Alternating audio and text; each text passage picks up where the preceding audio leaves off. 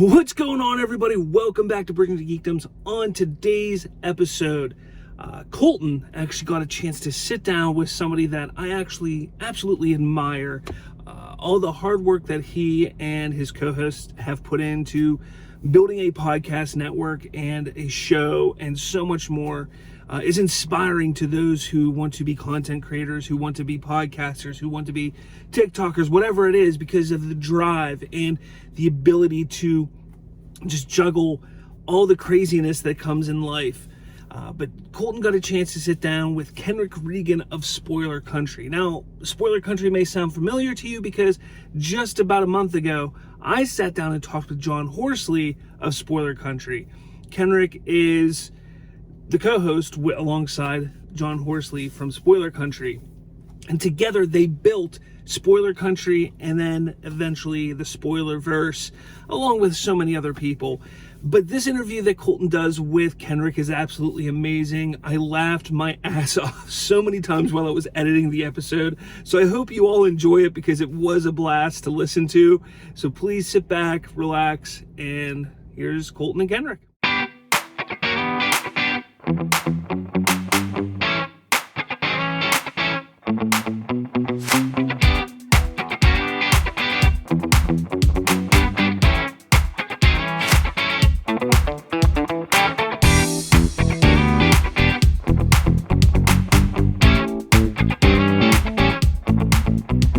Welcome to Bridging the Geekdoms. Make sure you like, subscribe, go over to spoilercountry.com. You got Spoiler Country over there with Kenric. I can't point in the right direction. Or the verse. Yeah, it's the whole Spoilerverse over there. Polygon Warriors, more Bridging the Geekdoms, Misery Point Radio, all kinds of fun stuff over there. And if you like entertainment, that's why you need to go. Everybody loves entertainment. So anyway, back to why this man's here with me today. This is Kenric, who is part of the mothership that I call Spoiler Country, who is, I guess, technically the birth mother of Spoilerverse. So everybody say hi to Kenric. Hi. Hi. I have the pleasure of sitting here with you. Bob did John, so I guess it's our time to do some lovemaking. Yes. So we're doing lovemaking. It's gonna smell like barbecue. Nice. I love barbecue smells. Makes a real man a man. I've known you since I think 2018. I think now 2018, somewhere around there. Yeah, that's when. Well, I think Bob joined first in August, I think, and I joined in October. Yeah. Formally, I mean, I was just like, hey, that's cool. Yeah. But you guys are taking a hiatus from doing everything. Yeah. And then life was crazy. Yeah, like it was crazy. But anyway, yeah. So you're gonna have your own spotlight episode like John did. So, well, what got you into geek stuff? We'll start off there. Oh man, what got me into geek stuff? Yeah, or you can start at your conception. It's up to you. Well, I was born in D&D. No, I don't know, man. Just my brother got me into comic books back in the early 80s. So I was born in 74. I think I read my first comic book when I was 6, 7, so like 1980, 1981. And my brother had a collection. Yeah, a little bit older than you. You are 22 years older than me. Fuck you, man. It's funny. There's a 10-year difference between me and Bob, so it's all good. Yeah. No, it's all good. I mean, I'm 47. I like to think that I don't quite look 47. I don't act 47. My dad was a much different person than me when he was 47. You know what I mean? Yeah. Old school, was the submariner for 20 years. So he was just he could be stern, but he was like a geek too, because he loved science. Mm-hmm. So he watched a lot of Star Trek when we were growing up. Yeah. I actually don't like Star Trek because I had to watch it so much. I never got into it. I like some of the stuff. Like I love the reboot that they did, the movies. Those were fun, and there's some things that I like, but as a whole, I'm not a real big Star Trek guy. I grew up on Star Wars. Yeah, well, yeah, but my dad liked Star Wars. He was a rocket scientist, like for real. So when people say, "What are you, a rocket scientist?" Yeah. But So he was always into technology, and I think that kind of rubbed off because he was always like, we always had computers in the house. In the 70s, we had computers, and we always had like the newest stuff when it came to anything geeky and gadgetry. We usually had it. And so my brother was a big geek, big nerd, and it just kind of rubbed off. And so the differences is like me and my dad both played sports and loved sports, and my brother wasn't. He is more of a sports fan now, which is kind of funny. He like plays golf and he loves football and baseball. And dude, I took this man to a Sonic basketball game, and he thought halftime was the end of the game because he thought halftime was in between the first and second quarter. He's like, "Oh, I thought this was the whole game." No, man, we're still going. But so that's how much of a geek he was. But he got me into comic books, and I started reading them. I'd sneak into his room and read a bunch of his books, and then he walked me down to the comic book store, and because he's like 5-6 years older than me, so he walked me down to the comic book store, and it just kind of stuck with me. And then Star Wars, and I'm a kid of the 80s, so I kind of feel like I won the lottery when it comes to my childhood when it comes to that stuff. Like, man, Transformers, G.I. Joe, all these things that people love now was all brand new when I was growing up and geared towards me. So like Goonies, Back to the Future, all these geeky shows, man. And so it just kind of stuck. Yeah, you got lucky on the wave. I got the late 90s reboot of everything. Right. Like I had episode 1 was my first VHS I ever owned. I saw episode 1, 2, and 3 in theaters in my when I was like 10. So that was fun. Yeah, I saw it in theaters at the age of 3. What's episode 1? What is that? The Phantom Menace. See. Yeah, see, I love the original Star Wars. I was at the tail end working at a video store, starting to work at Microsoft when Phantom Menace came out. My buddy ran the theater, and he had the night before showing for the employees only, right? So I got to be a part of that. So that was kind of cool. But I love Star Wars because I saw Empire in the theater when it first came out, and I saw Return when it came out, and I loved those. But by the time I was 25, I think I went into that movie knowing that it wasn't made for me. It was made for the 10-year-old. Yeah. Also, Jar Jar's in it, so yeah. Jar Jar, Darth Jar Jar, still my favorite theory. That should have happened. That would make episode like 7, 8, 9 make so much more sense if Jar Jar was just the main villain. Instead, he's like a depressed alcoholic who like commits suicide in one of the novels. Not even joking. Like, not even joking. That's a theory?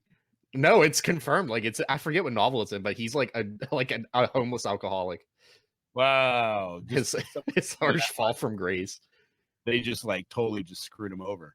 Yeah, I mean, the fans screwed him over in 2000, so bad, dude. Why even do that? Yeah, well, I mean, that's just everything nowadays. Everybody hates everything, and we all got to bully each other. Right. Bully. So you said your brother got you into comics. Do you still remember your first comic that you read? Yeah, it was the Magic miniseries, #1. Oh, what's that about? So Magic, it's Magik. She's part of the New Mutants. See the New Mutants, the movie? I tried. I couldn't get into it. Okay, but the movie, and the blonde girl that is the sorcerer chick. Oh, like what's her face? Anna Taylor. Anna Joy. Whatever. Anna Joy Taylor, right? Yeah.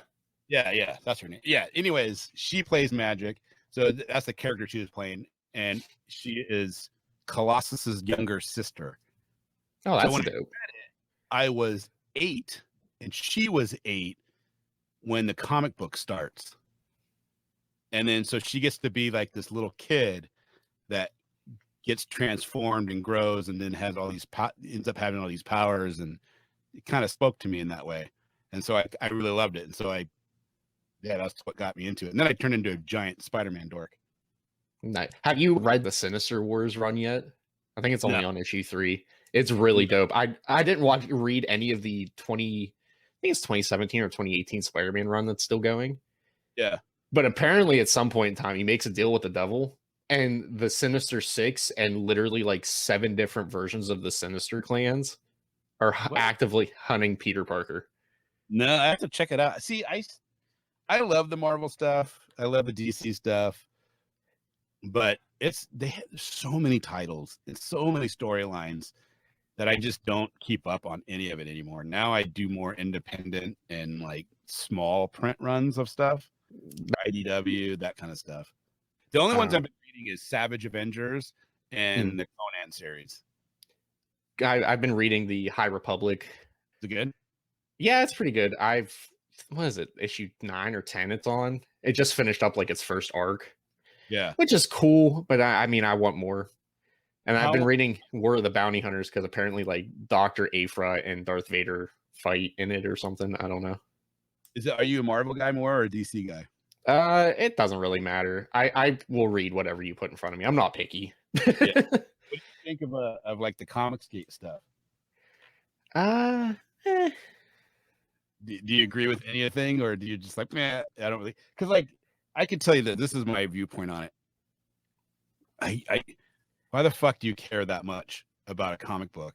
It's like at the end of the day, who cares what they do? If they gender bend or if they make, it's like, yeah, the book. And the only thing that's been constant in comics is change. They have constantly rebirthed and redone people's thing. My only problem is it's like, look, if you're gonna make Spider-Man anything else and call him Spider-Man, he still needs to be Peter Parker. Yeah, you can't have somebody else be Spider-Man. You know what I mean?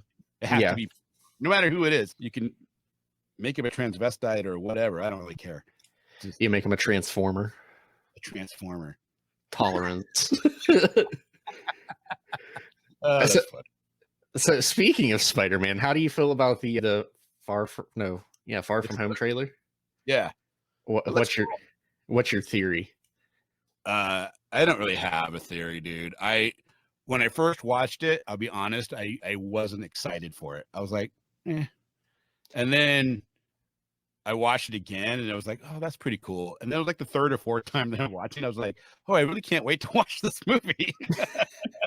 And I missed, like John and I talked about it, and I missed so many things in it. Like I totally missed the lizard silhouette. I missed, unless it was like right in front of my face, I missed all. Bob personally pulled this clip. Hello, Peter. Because every time I hear it, Joe Swanson from Family Guy plays in my head. It's like, Peter. And every time, like, if you watch us do the trailer reaction, I literally am dying. Post that point, we talk about it because I'm literally like, Peter. That's awesome. Do you have any off the wall theories about it? I don't think I do. I think they gave us almost everything in that trailer. So there's a little bit of me, and I do see a lot of people claiming that that's not Stephen Strange. Like Doctor Strange wouldn't make that decision to do those things, right? Yeah, and he's pretty arrogant. So I don't think they'd take some weird twist and make it not be Stephen Strange. But other than that, I'm curious of what they're gonna do with Tobey Maguire and Andrew Garfield. And how they're going into it. And John had a great one. I didn't think about it like he did. I think he went to sleep dreaming of that trailer and thinking about it. And he woke up in a sweat in a 2 a.m. fevered dream. And he was like, they're going to introduce Miles Morales in this movie. And they're going to do it by killing Tobey Maguire's character. I mean, I think Tobey Maguire's character is still going to die regardless. Yeah, I mean, he could be the Peter Parker from Into the Spider-Verse. Yeah, I don't want to see Tobey Maguire's Spider-Man dying. I don't either. I grew up watching him. Yeah, have you ever read Kraven's Last Hunt? No, sadly, it's on my watch because I have this huge list of things that I'm planning on reading. That's the greatest Spider-Man story ever written. I think it's better than I've read so many Spider-Man stories, and I think that's the one, right? And they need to do that movie, and you have to do that movie with Tobey Maguire because it's an older Spider-Man. Maybe there's some sort of like multiversal thing that they'll reintroduce him into the Sony universe or Sony Spider-Man universe, whatever the hell it's called now. Yeah, how do you feel about the Sony verse? How do you have a Spider-Man universe without Spider-Man? Yeah, I don't like the whole thing. Were you a fan of Venom? To this day, I've tried to watch it at least 5 times, and if I don't fall asleep, my girlfriend falls asleep. Really? You guys? And we fall. It's the same part every time. It's like right when like the nurse is starting to like walk away after she's been taken over by not Venom, and Yeah. right there is where one of us falls asleep every time. That's funny. Every time. And it's like I've watched it first thing in the morning, midday, late at night. I fall asleep every time. I don't know why. Dude, the Loki show. Loki. Mm. We were calling it the Loki show over at Spoiler Country. Dude, the first 2 episodes, when I was watching them, I kept falling asleep. I only ever watched the first episode. It's not that I didn't mind the show. I just don't have time. Right. Yeah. I mean, it ended up being pretty good by the end. Rewatched it, and I liked it better on the rewatch than I liked it the first time through, which I thought was interesting. Which Marvel show do you like the most so far? Well, right now I'm really liking What If, Mm. but I have a little bit of a like my buddies is the animation supervisor on that show, so it's hard not to like it when you got a friend that's doing the bulk of the work. Yeah, you have a partial bias there. Yeah, but I guess I don't know. I really enjoyed WandaVision. It was so quirky and so different. I think that's what I liked about it. But I liked it post episode 5, I think. Yeah. The post episode 5, which one's that? No, like after episode 5, when like it quit just being a sitcom. Oh, yeah. When everything started like making sense and they started connecting the dots, like a straightforward story as opposed to this. Yeah. I don't know. I mean, the sitcom stuff is either you love it or you hate it. I think. I don't think there's an in between with it. Yeah, but then once they like explain it, it made so much more sense, and I was like, okay, I'll buy it. Yeah, I still don't like it, but it makes sense at least, I guess. Right. I don't know that one. I think I just like the newness of it, the freshness of it. Mm-hmm. I did like Falcon and the Winter Soldier. I thought that was good because it reminded me of Lethal Weapon, and I thought good in-depth stuff with the Winter Soldier. And I don't know. I like Anthony Mackie as Captain America. It follows the comic book, so it's not bad. Yeah, I don't mind him as Captain America. At least he's getting his own standalone film as Captain America now. Oh, he is? Yeah, he signed on for a 4th film, I think, or something like that. But yeah, he's has his own standalone Captain America film now. Wow, I didn't think I thought they'd do another television show. Well, I think it's getting a season. I would imagine it's getting a season 2. It was hella popular. Yeah. Well, Loki got a 2nd season, which I was shocked. Yeah. I mean, I'm looking forward to actually watching that show. I'm so far behind on everything. Are you excited for the new Spider-Man? Yeah, Spider-Man is, I've gone on record for saying my favorite Marvel character. I mean, and the MCU or just as a whole? As a whole. I mean, I grew up watching Tobey Maguire and Spider-Man 1 and 2, and then we don't talk about Spider-Man 3. Spider-Man 3, though, I think it's a bad rap. It's closest to the comic books. Yeah, it's comic accurate. I just think they tried to cram like 15 villains all at once. What is it about Spider-Man 3 that you don't like? Is it the size of Topher Grace? Basically, honestly. Yeah. That and I feel like if you're gonna throw Venom, Sandman, the Green Goblin 2.0, like you gotta focus. You can't just try to speed run it all at once. Like they did with Stephen King's The Dark Tower, how it's a 7-part novel that they try to cram in one movie. Dude, I haven't even watched that because of that. I was like, you can't do The Dark Tower. You can't even do that in 2 movies. And really, the studio should have said, this needs to be on a streaming service with the budget of the movie, you know? Yeah, and just give it a 7-part run. I mean, every novel give one movie. Where each novel is a season. Yeah, like that would have worked out perfectly, but no, we just tried to cram everything all in one, and it turned out a turd. I had that weirdness with Idris Elba, and he's like, the wrong. I was like, who gives a fuck? I don't care about any of that. Exactly. A bunch of shit into one 2-hour run, and you just can't even do that. It doesn't even make sense. Yeah, they do that with The Dark Tower, but it still gets 2 parts. Oh, are they doing another one? No, they did the remakes not too long ago.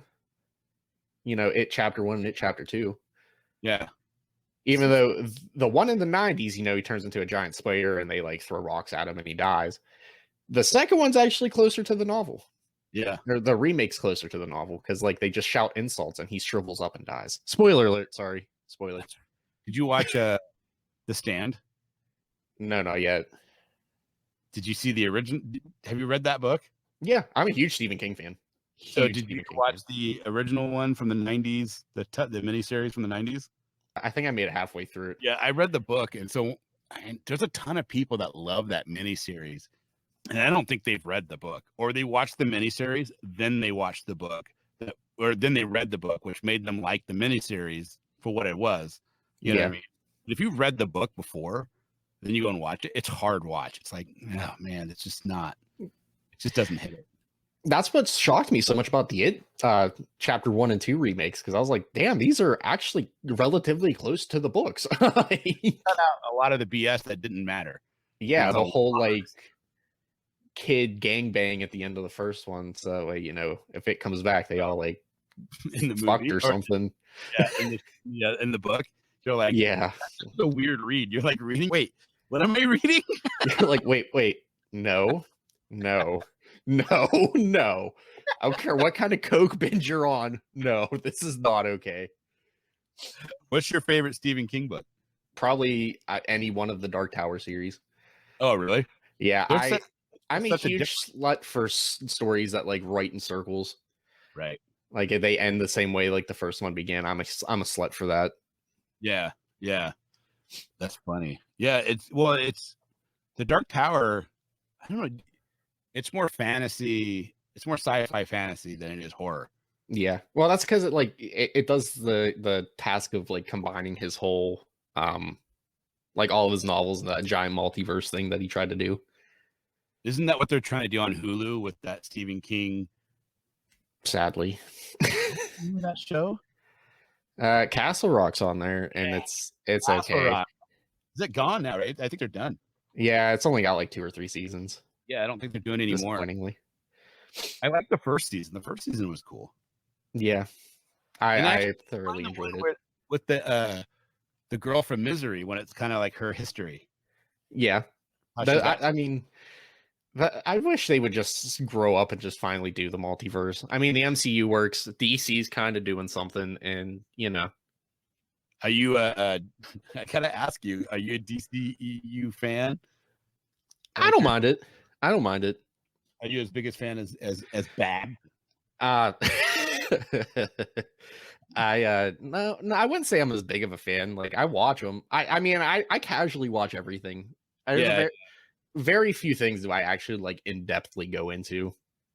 Like Star Wars, I pry apart. Huge Star Wars fan. Yeah. Weird things like the Cthulhu verse that kind of exists but kind of doesn't exist. I thoroughly pick through. Yeah.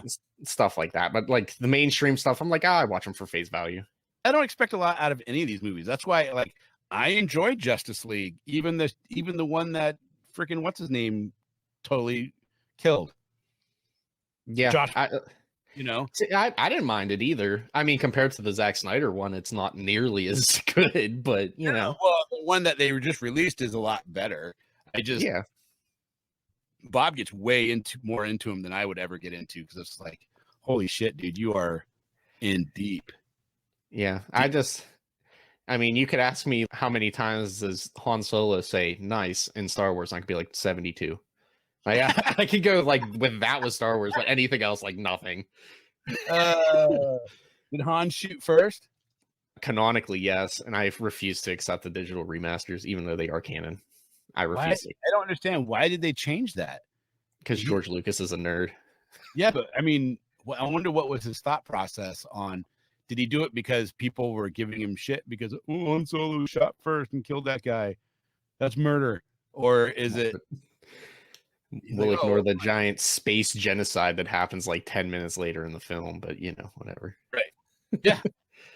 Dude, that's kind of crazy when you think about it. I remember when Clerks came out and I was working at a video store. That movie was stolen so many times. But it was that one and Kids. Did you ever watch that movie, Kids? Nah. Oh, that predates me. Oh, that movie's hard. It's about a kid that has AIDS going around and just fucking as many chicks as he can. Nice. Yeah. It's crazy. Anyways, that was the other one that was stolen all the time. Kids and Clerks. Those are the two.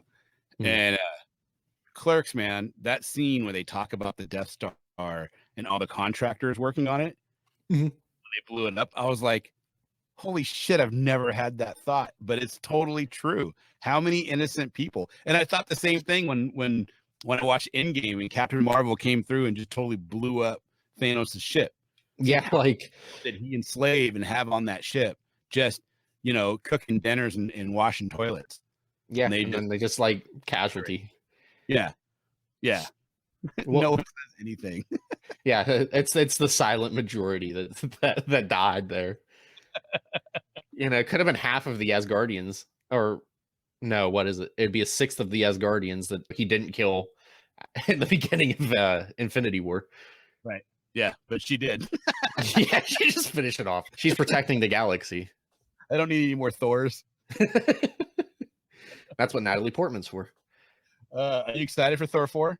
4 more Thors? I guess. I never really cared for the Thor movies. Really? Even the Ragnarok? Ragnarok was okay. It was probably the best out of the three. I never really cared for any of them. Yeah. What's your favorite Marvel movie? You have one?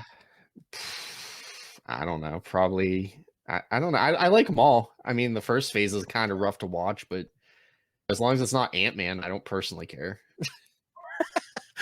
You don't like Ant-Man? Fucking hate Ant-Man. Like, and Scott, like, I mean, just Paul Rudd. Paul Rudd is perfect for it because he's just a dickwad. Like,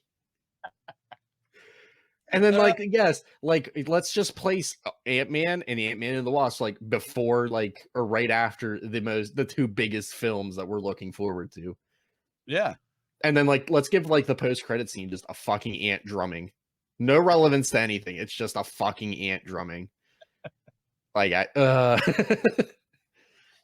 Oh my god! The guy that directed that, he did like some other movies that were kind of off the wall that you wouldn't expect, like romantic comedies or something. You could tell because they're shitty movies too.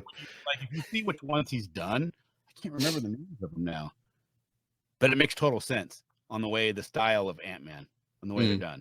You're like, oh, okay, yeah, they're all shitty movies. I like the Ant-Man. I loved Ant-Man and the Wasp. I thought they were fun. I'm sorry. I'm so sorry for your loss. It's all right. It's my time, not yours. I'll take it. I'll take it for the team. So we'll circle back here because I think we're supposed to be interviewing. Whose brainchild was it for Spoilerverse or Spoiler Country? Sorry. This is how I remember saying it. I told Johnny, this is what we're doing, and you're going to get on board. No. Held a gun to his head and said, spell Mississippi. Exactly. Drop an S. John and I talk all the time, right? Mm-hmm. And he's married to my niece. And so when he started coming around the family, and then him and I would just start bullshitting and then realize, oh, we both like comic books. And then we start about comic books, and then we'd be all the geeky stuff. And he was doing a podcast with my niece, with his wife. And then they had stopped. And he's like, hey, do you want to do a podcast? And I was like, yeah, we could probably do something. We had some other ideas. We're going to do some stuff. And then we're like, nah, let's kind of hang out and kind of work on this podcast idea. This sounds more interesting. And then we went and saw Kevin Smith live, right? Mm. And this is in 2016. And my mother had bought me tickets for my birthday to go see him. That was her birthday present. I was like, cool. So I took John. Didn't take any girl. Yeah, because girls have cooties. That's right. And well, John's got bigger tits, though. No, I'm kidding. I'm not kidding. We went and saw him, and at the end, and it was funny. It was good. I mean, it wasn't like, but he said some things at the end that were kind of affirming. When he was like, look, whether you have the right equipment, whether you know what you're doing, just start, and you'll be fine. You'll grow into everything if it's meant to be, and you'll love it. If you love it, you'll do it. And I was like, oh, that's kind of true. So when we got out, I was like, because he kept trying to get me to like use my phone and use like a headset like this to record into on my phone. And I'm like, no, I'm not doing that because that'll sound like shit. He's got like a microphone because he'd been doing it for years. I'm like, I'm not doing that. So I went and got myself a Blue Yeti, and then after seeing Kevin Smith, it was like 9 months later actually, because I wanted to get the right equipment. We just started, and yeah, we just kind of hit it off right off the bat, and was kind of funny. We released our first episode, and literally 2 days later, Casey Allen, who, if anybody follows the Spoilerverse or Spoiler Country, knows he's a big part of our show. Like literally like a day after releasing the first episode, got a hold of us and said, dude, I love your guys' show. And every episode after that, he was always messaging us or tweeting at us or whatever and being like, oh, that, da, da, da, da, da, and then started telling other people about our show. And it was just kind of weird. Like, oh, and then, yeah, it just kind of kept growing and growing and growing. And now 700 and some odd issues later, we're still here. That sounds like me and Bob's journey. We worked at the same place. Ironically, heard him talking about Star Wars one day. We started talking about Star Wars. Like 2 weeks later, we started a podcast. When he opened his mouth, started talking Star Wars, and you guys realized you both had this deep, affectionate love of the franchise. Yeah, and that's pretty much how well, back then it was the remote control. That's how the remote control started. That's what the name of your podcast, the remote control? Yeah, and then we had to change it because there was a podcast that kind of did something similar, but didn't record for like 4 years, and then decided they were going to redo it. So we had to change to Bridging the Geekdoms, which I think John and Bob came up with the name. Ironically, why when I said that name is dumb, John freaked out on me. I'm kidding. Yeah, I think John and Bob had I think that was their brainchild, and then John proceeded to roast me. Oh, that's because you were doing Skinny Pete. Yeah, yo, it's your boy Skinny Penis. Yeah, he hated that. Oh my god, he hated it. He's like, I hate that. It's too like he literally like every time I opened my mouth, he like was like, I hate them. I was like, okay. I think what it was when we talked about it, he was like, it's not the jokes, it's the repetitiveness of the joke all the time. That's what his issue was. It's like if he made a penis joke like once an episode, he goes, I'd be fine. But every time Colton opens his mouth, it's a penis joke. I was just like, all right, I made a friend.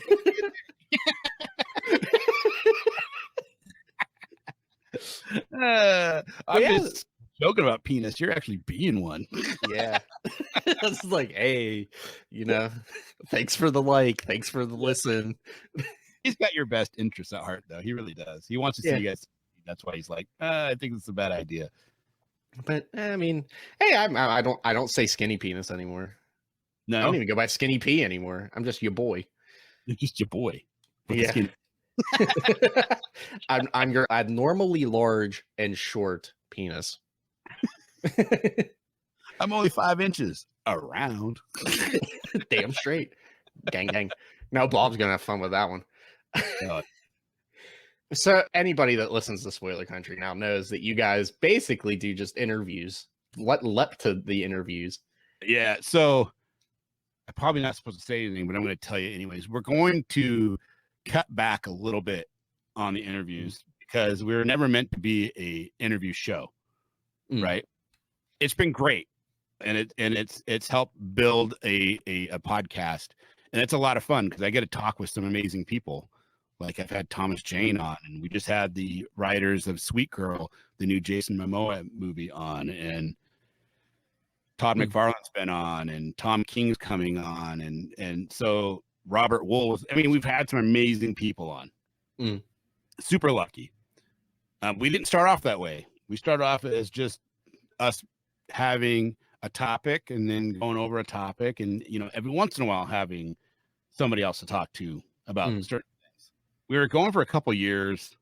It was going really well, and I never promoted the podcast like personally, like on my Facebook page or anything like that, because I always hated seeing like subscribers and followers and getting all excited and finding out, oh, it's my buddy. They're not subscribing because they want to sit there and listen to your podcast. They're subscribing because wonderfully so, they want to support you, But it's different when you have a complete stranger that found your podcast, listened to it, liked it enough to either reach out and subscribe or whatever. You know what I mean? It's a completely different feeling about it. Yeah. So I didn't say anything about it for like 2 years. And then we were going pretty well, and we were getting a lot of cool stuff. And it was coming to our anniversary, and our second anniversary, I think it was. And I was like, I'm going to say something because it's really cool. Mm. And so I wrote out a whole thing and I put it on my Facebook page, just kind of stroking my own ego, how cool I thought having this podcast was, and all the things we did and all the different people we talked to. And Jeff Haas reached out and says, "Hey, a fan of your podcast already," which was cool. He had been on because he writes comic books. And he had been on for a we were doing this thing called the Kickstarter Signal Boost, where people that have Kickstarters for independent books, and we would, try to get their name out there for their Kickstarter. And he had come on a couple times, or once or twice. But he said, "Hey, I like your guys' podcast. I listened to it, and I have some contacts in the industry. I'd love to try to get some people to talk to." And I was like, "Okay, cool." And then the first person he got us was Eric Larson, the creator of Image. And it was like, oh, that was kind of a big deal. I mean, it was a big deal for him too. It wasn't like he had him in his back pocket. It was just like, hey, I asked and he said yes. So we're like, cool. And then he just started getting more and more people. And then I got him an IMDb Pro account so that he could get publicist names and stuff for certain stars. And then it just kind of blew up. And then now it's like every day where we're having somebody different every day. And if anybody's out there actually is interested, you can go to SCPod or Spoilerverse.com and you can see the amount of people and the type of people that we have on is pretty astounding. Yeah, selfless plug there. Selfless plug. Oh, selfish. I'm not selfless about this, man. I know Bob's trying to go down the same route. Is he? He wants to interview like every other week or two a month or something like that. That's not cool. We've been doing like every day. We had so many interviews happening that we brought on. Casey started doing interviews, and we brought on 2 more people, Melissa and Renee and Jeff. And so, and me and myself, we're all doing interviews. And it's like, we have so many interviews happening. We literally have to have a separate chat room away from everybody else on just scheduling out who's doing what interviews. Yeah. John asked me to start doing them. I was like, I can if you want me to. I mean, yeah. The only thing is, it gets to a point where you're like, okay, I can't do this every day. Yeah. Because none of us is making any money doing this right now. Do we want to make money doing podcasting? Love to get to the point where we have money coming in and we can quit our day jobs and just do this. But until that point, it's a hobby and it has to be treated like a hobby, and it can't be, it's hard to want to treat it like a day-to-day job when you got your day-to-day job you have to do. Yeah. So I feel bad because there's a lot of times I got to go, I can't do it this week. I'm sorry. Yeah. I mean, you guys can always just do a spinoff show and call it the Spoilerverse Experience. We're doing I think what we're going to try to do is have something with interviews later down the road. I can't say too much because John will get mad at me. Yeah. I mean, yeah. Plus, we said penis like 14 times. So, squab. Yeah, he's not gonna be happy. Were you a fan of 2.5 Men? No, it's either 3 or nothing. I mean, I liked it before they took Charlie Sheen off of it. Yeah, I mean, there's just I don't want you to get the wrong impression. It's not like I was some giant fan of 2.5 Men, but there's a couple episodes that are pretty classic. And there's one where the kid goes to his grandmother's for dinner, and she makes squab, and the whole thing but he does that whole classic thing where he wouldn't stop saying the word. Yeah.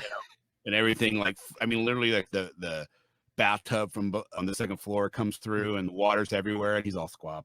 And so now every time we're doing, like, you're like, we said penis 14 times, and I'm like, penis, And John somewhere is rolling in his chair. His ears are bleeding because I know I just heard somebody say something. He's like, huh? Colton, I feel it. It's his penis sense. So out of everybody you guys have interviewed, who is your favorite person you've interviewed? That's hard to say. I think there's 3. Okay, I think my favorite persons are 2. There's Robert Wool, and do you know who Robert Wool is? Nah. He played Knox on Batman with Michael Keaton. Oh. He played Reporter Knox. And he had a TV show on HBO called Arliss, where he plays super sport agent, and it's kind of like Jerry Maguire. So he was a lot of fun. He was actually really cool. And then Thomas Jane, you know who Thomas Jane is? No clue. Oh, okay. He's in a bunch of movies, like a ton of movies. Do you watch Punisher from like 2004? Yeah. Oh, damn. And he was in Deep Blue where Samuel Jackson's eaten by the shark. Yeah, it's still low key. Hate sharks, hate water. I don't know how to swim at the age of 25 because of an irrational fear of sharks. Still love that movie. Oh, that's Thomas Jane. Huh. Yeah. So I he just was think so. on, I think my conversation with him was really, really good. Mm.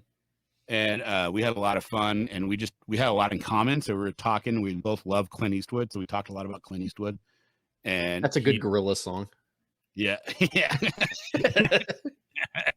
Hey, happening. But he had like a bunch of cool horror comic books, and he showed me some books that he had like hanging on his wall and everything. And he's just kind of like a dude's dude. He sat there during the interview smoking his pipe, but like tobacco pipe.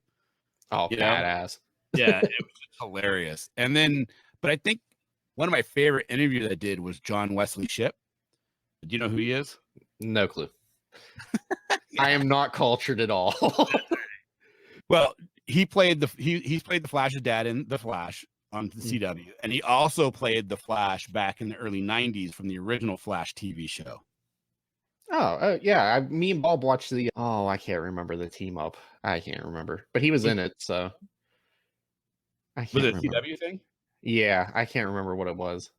Yeah, it's probably Crisis on Infinite Earths. Yeah, that's what. Yeah, Crisis. Yeah, yeah. He's like running in the. I think he's running on the treadmill. He can't stop. Yeah.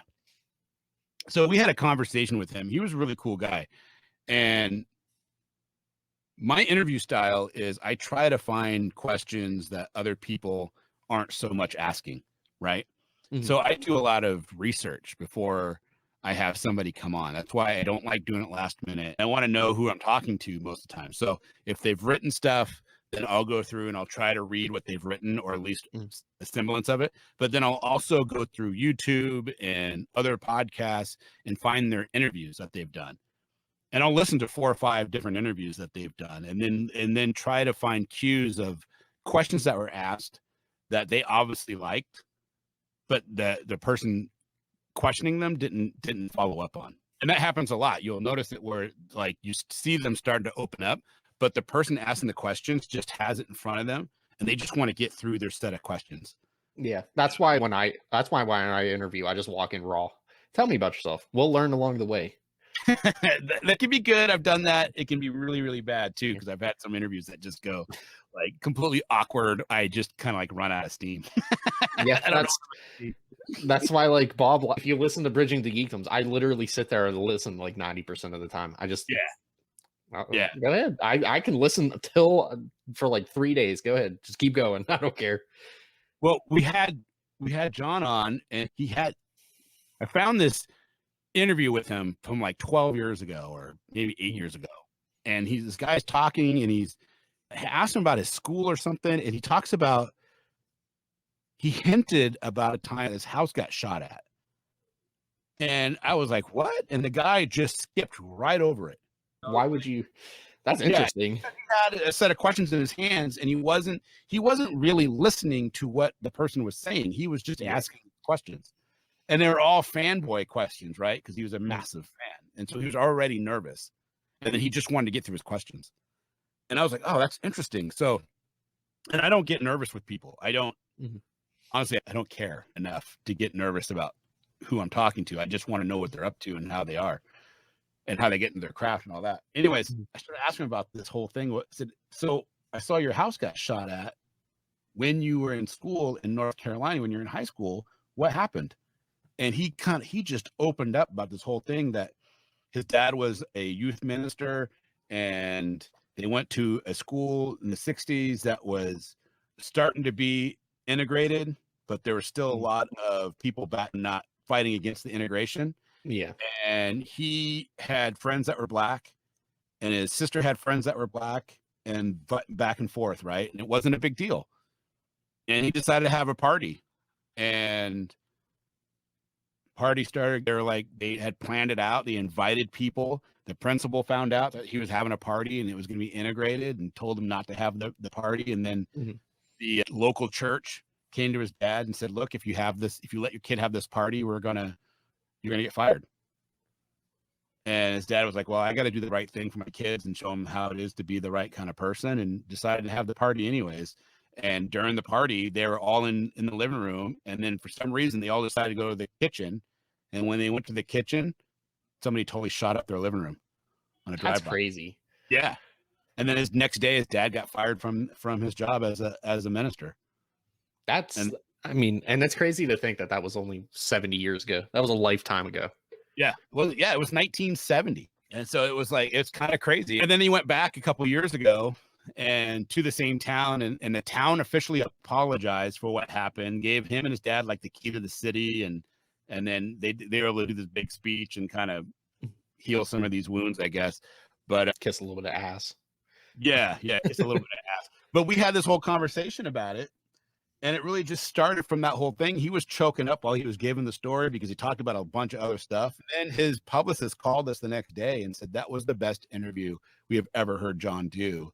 And he said him and his wife cried during the interview. And it all just comes from doing a little bit of research and being lucky enough. But I think that was my best interview I ever gave. That's kind of cool. I'm either really good, like today I knew I was interviewing you, so I get more sociable when I'm drunk. So I'm pretty lit, but you know. I'm jealous. I'm at the tail end. I just finished work. If I knew that, I would have got a couple beers. But yeah, like if sober me, I don't talk at all. I'm so introverted.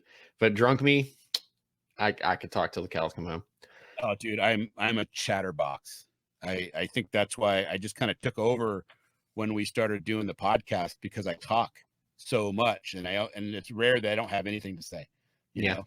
Bob, that's how Bob is, and I'm just like, yeah, I can throw an opinion here and there. That's it. Yeah, that's I tell John all the time, you're my Andy to my Conan. Which I don't know if he appreciates or if it bugs the shit out of him. I'm just like, Bob keeps going. I'm like, all right, man, cool. Yeah. I'll chime in. I'll just butt my way in when I want to say something. That's all good. When I need to say something. Yeah, I'm just like, hey, or I'll be like, hey, to circle back. I know you were off on a tangent, but I want to go back to like the 5-second thing we were talking about a little bit ago. Is there anything you want to promote outside of Spoiler Country and Spoilerverse? Any secrets that you're working on? No, not right now. Really. Yeah, Spoilerverse.com. I mean, there's a ton of shows there. Hopefully people can go there and enjoy what we got to offer. It's a labor of love. I think all the stuff that you see there is a labor of love. Everybody's doing it because they want to do it and they want to be there, because no one's getting paid nothing. Yeah, literally. No one, everything's free.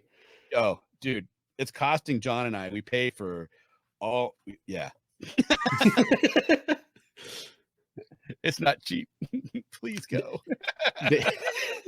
Did you think Spoiler Country / Spoilerverse would ever be as big as it is?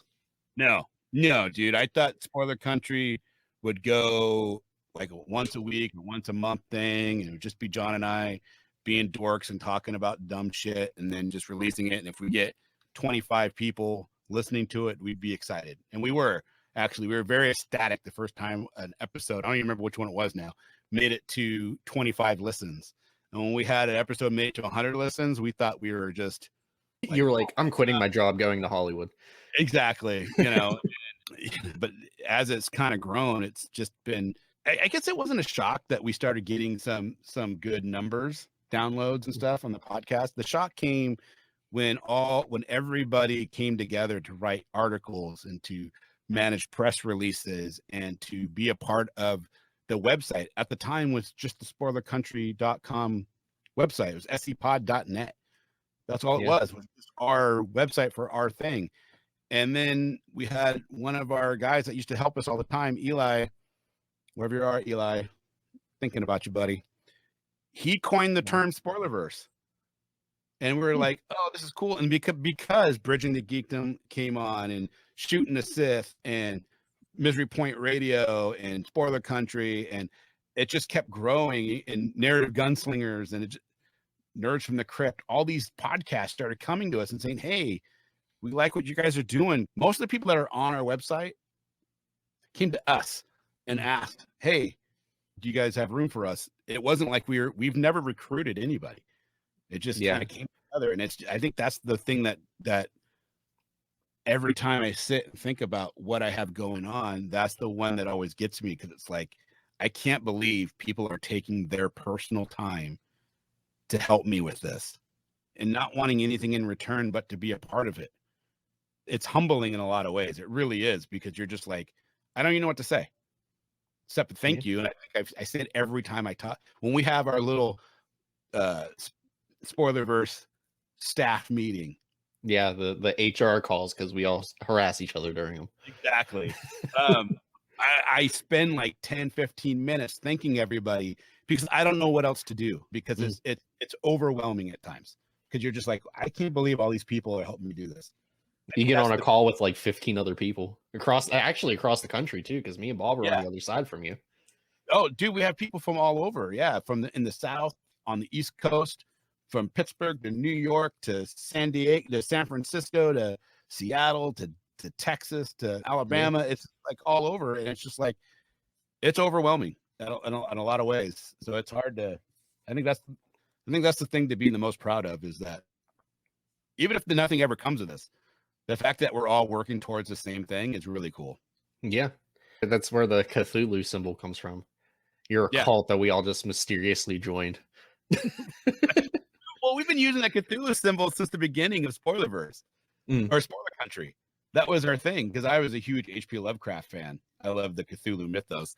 And so John just incorporated it, and it just kind of made sense, because his tentacles came out and took everything. Did you watch Underwater? That came out, I think it was last year. Oh, yeah, I did. Yeah, with it was dope. I mean, Kristen Stewart's Kristen Stewart. It's, you know. All right. I think she's better than people give her credit for. It's not I do too, but I could have played that role and it probably would have been better. Anybody could have done that, yeah. But like, I wasn't expecting Cthulhu or Cthulhu-esque being there. Yeah. I didn't even know that movie existed. A couple times a year, I Google Cthulhu movies just to see what's out, and that popped up. That's like, I'll never forget me and my girlfriend. She did this to me once. Never again has she ever surprised me with a film. We were visiting her family, because I live in West Virginia. She's, from Southern West Virginia. So she was like, oh, there's this nice, like, old-fashioned theater. Let's go to it. And she took me to see Hereditary. No prior knowledge to this film at all. Didn't even know it existed. I walked in there. I was like, all right, cool, horror film, whatever. Walked out. I was like, what the fuck did I just watch? You know what movie did that to me? Was the Nicole Kidman's The Others. Yeah. The end of that movie, I was at my brother's house, and we didn't know. We were just like, oh, it's a thriller. So we put it in, we're watching it. It's like, this is kind of interesting. And then the end happened. You're like, what? Yeah. I was not expecting that at all. Because she was like, so how'd you feel about it? And I was like, what? I gotta watch this thing like 2 more times, because what the fuck just happened? And now it's one of my favorite horror films. Really? Yeah. That's one that I've dissected and watched like 15 times. I think Ari Aster's a phenomenal filmmaker, but that's neither here nor there. I should watch it. Yeah, do that, and then watch Midsommar, and then watch how the two are basically the same film about paganism. I mean, Midsommar is a breakup film when you boil it down, and Midsommar is a film about grief. So they're kind of like grief films. But Hereditary is the dark version of Midsommar in the vision of paganism. Casey did not like Hereditary. Oh, I know, because we argued about it. Oh, really? Yeah, he was like something about the kid's head falling off or something, and he was like, and I was like, you're just making me want to watch it. Yeah, but what you don't know is, as the film goes out, you realize that she is the main villain, but the main villain doesn't understand that he's in the wrong body. I don't want to spoil it. I'm kind of like tiptoeing around the ending, but yeah. Yeah. No worries. I'll check it out. Then we can talk about it. Oh, I talk about it, and I've analyzed that in Midsommar. I think I love Ari Aster films, even though those are like the only 2 he has. But whichever. So we're gonna hit you with some questions here, because Bob has these 5 quick questions. All right. Okay. Star Wars or Star Trek? Star Wars. DC or Marvel? Marvel.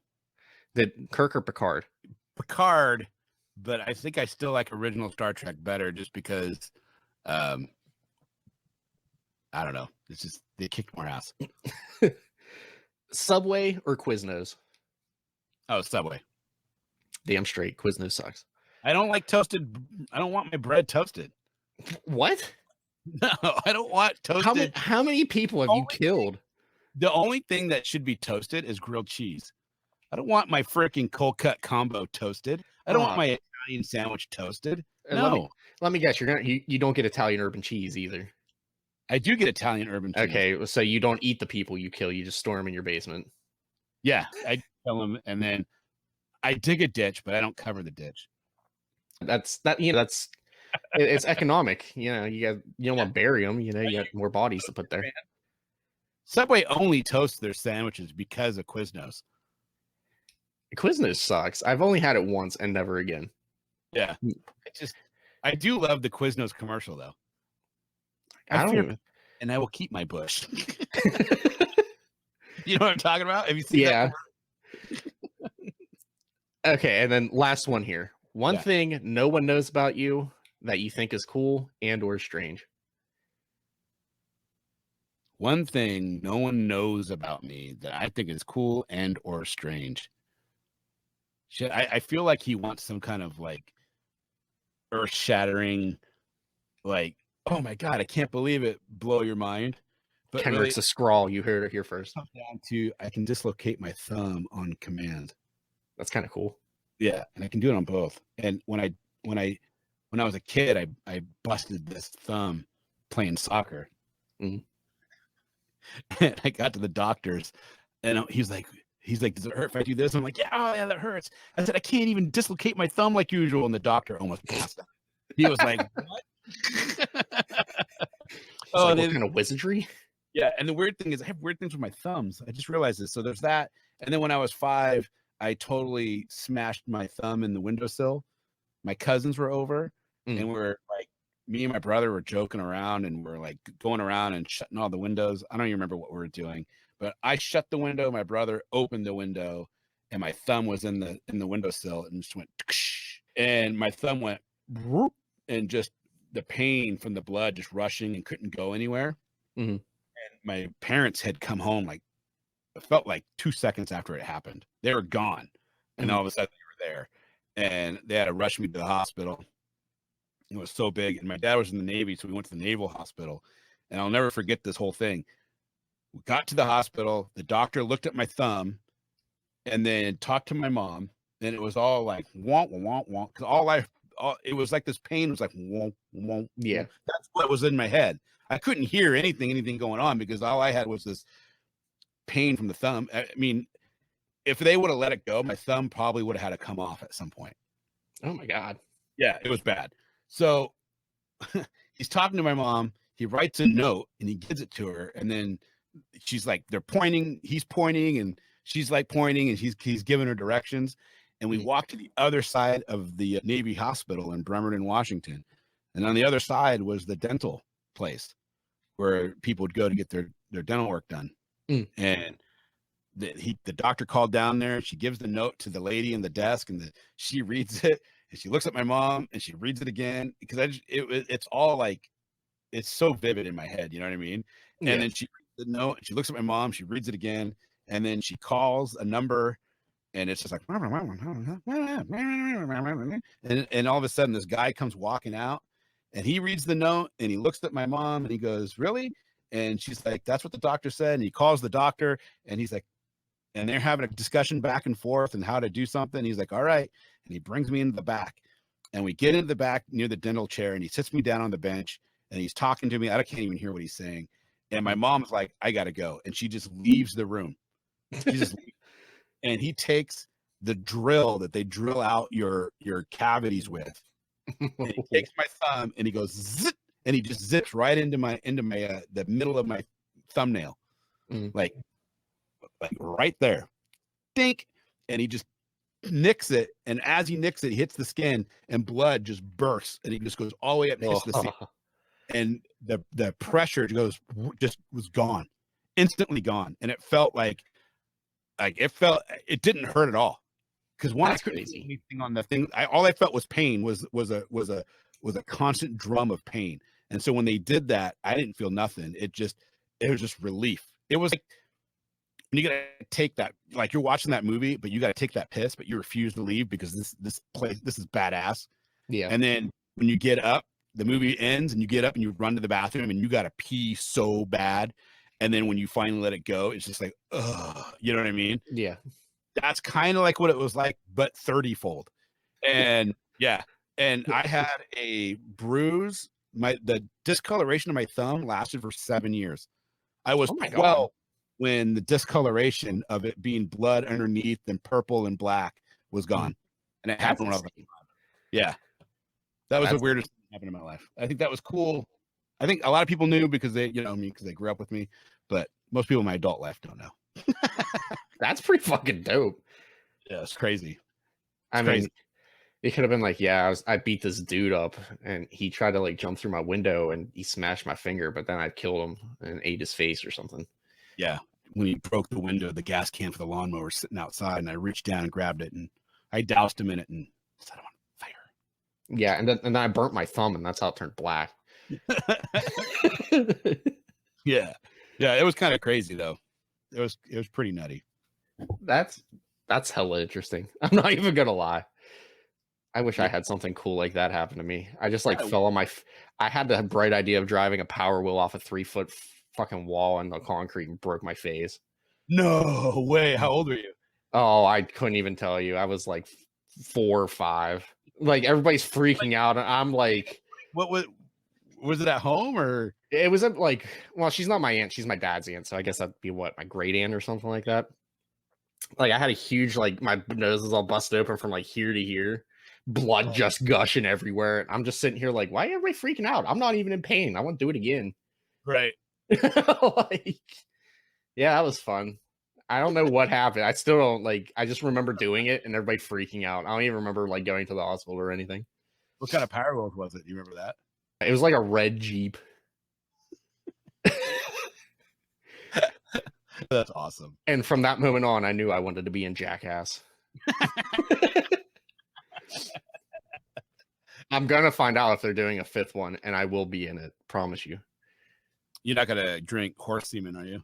No, but you could tase me as many times as you want, or like let me get hit by a bull. Threw up. Was that Jackass 2? Yeah, I almost threw up when you did that. I can't watch the one where Steve-O puts the hook through his mouth and swims with the sharks. That's the only one I can't watch. What is that? Is that Jackass 3 or 4? I think it was, no, it's 2. I think it's Jackass 2. I don't remember. I've only seen 1 and 2. I mean, my favorite one is him renting the car and then putting it through the derby and then bringing it back. Yeah. It's just like, oh, and them just freaking out. And it was great. That was or Ryan Dunn putting the car up his ass. He just goes to the doctor like, I was at my friend's house at a party and I woke up and my butt hurt. That was a classic one too. It was funny when they did the Britney Spears thing. Yeah. That was really her. Really? I figured they would have bought someone or did someone else. Oh, I thought it was really her that did it. I don't know. I thought it was awesome. That it was good back in the day when they like, all the MTV reruns that you thought there was like 5 seasons of the show, but there's only like 12 episodes. Oh, really? Yeah, there's only 12 episodes and like 4 movies. That's it. Oh, that's funny. I think my favorite thing though is the big hand when they come around the corner and that big yeah. Bam, and is it, what do they call him? Wee Man. Wee Man. Oh my god, he just goes back like 80 feet. That's like the love letter on the wall, and it's like a giant boxing glove that punches out behind it. They get Wee Man on a chair, and he's reading it, and it's the print's like this big at the top, and it like starts shrinking, so they get closer. Wee Man gets like flung off the chair. Oh, see right here, Bob. You got to cut and show that. So anyway, thank you, Kenric, for being on Bridging the Geekdoms. It's been a journey. I learned a lot about you today, and I feel like you've learned a little bit about me. Yeah. Now we're blood brothers. So anyway, if you liked what you watched, liked what you heard, Make sure you like and subscribe to Bridging the Geekdoms on YouTube, iTunes, Twitter, all the fun stuff. Listen to the show. Go to Spoiler Country or Spoilerverse.com and listen to Spoiler Country and Misery Point Radio and Polygon Warriors and all the other fun things on Spoiler Country or Spoilerverse.com. Perfect. There it is, guys. Hopefully you enjoyed the episode with Colton Kenric here. Make sure you get your podcast apps or whatever it is and find Spoiler Country. They're going to be doing some amazing things over there. Head to Spoilerverse.com as well to see so much more from Kenric and everybody involved at the Spoilerverse, because we are all working so very hard in making a site that is all-inclusive of all the different types of podcasts that you could possibly think of. So definitely head over to Spoilerverse.com. Now, with all that, guys, I tell you all the time, hit that subscribe button, hit that like button, find us on the TikToks, find us on Twitter, find us on Facebook, all that jazz. So make sure you do that because our channel's growing, our podcast is growing, and I want you all a part of it. I want you to say, hey, I was there in the beginning, because it's a badge of honor, I would say. I don't know, maybe not, but to me it was. I've loved, I've been listening to podcasts for about 10 years now, and I love whenever I'm listening to a show that hits like 200 episodes, 250 episodes, 300 episodes, and I can sit there and say, I was there from the beginning. And it's cool to, whenever they have their in retrospect type of episodes where they talk about where they came from. But with all that said, guys, thank you so much for listening and watching. And please, like I said, hit that like button, hit subscribe, share this around to your friends and family. Maybe they'll enjoy it as well. But with all that said, I will talk to all of you later.